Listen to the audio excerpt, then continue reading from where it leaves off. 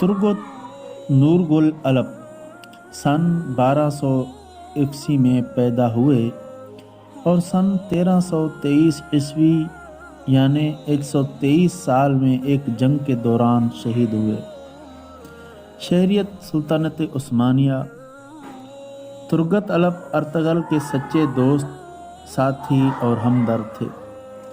ارتغل کے ساتھ تقریباً ہر جنگ میں دست و بازو بنے اور منگولوں کی طرف سے انہیں بدترین ظلم کا نشانہ بھی بنایا گیا۔ پہلی بیگم کو جلا دیا گیا اور دوسری بیگم کو اپنے ہی وزیر نے قتل کر دیا۔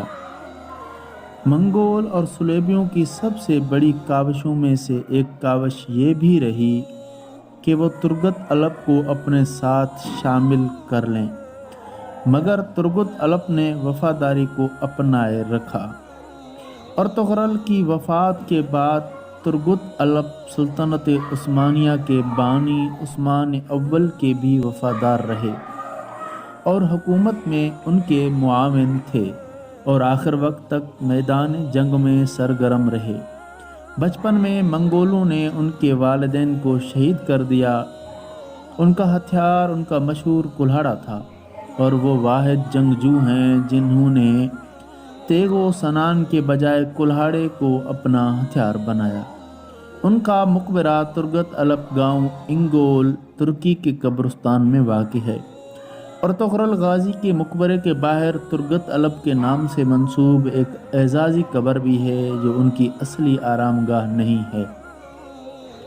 1877 میں روس ترکی جنگ 1877 اور 1878 کے دوران موجودہ بلغاریہ کے مسلمانوں نے ایک شہر بسایا جس کا نام سلطان کے مشورت سے ترگت علب کے نام پر تورگوت علب رکھا گیا۔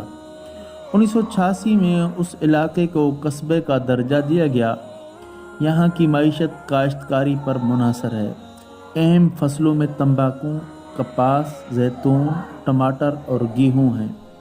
کچھ شہری پاور پلانٹ اور کوئلے کے کانوں میں بھی کام کرتے ہیں۔ ان کا کلہاڑا اب ترک عجائب گھر کی زینت ہے۔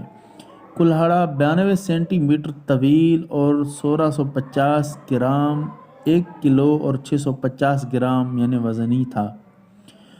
یہ کلہاڑا 2 دھاری تھا، دستے میں چمڑا لگا ہوا ہے۔ ان کا کلہاڑا مشرق و مغرب میں اب تک کا سب سے مضبوط کلہاڑا مانا جاتا ہے۔ اس کے علاوہ تاریخ میں لکھا ہے کہ وہ اتنے طاقتور تھے کہ ایک وقت میں 20 دشمنوں پر بھاری ہوتے تھے۔ اللہ ان کو دین کے لیے محنت کے طفیل جنت الفردوس میں اعلیٰ مقام دے۔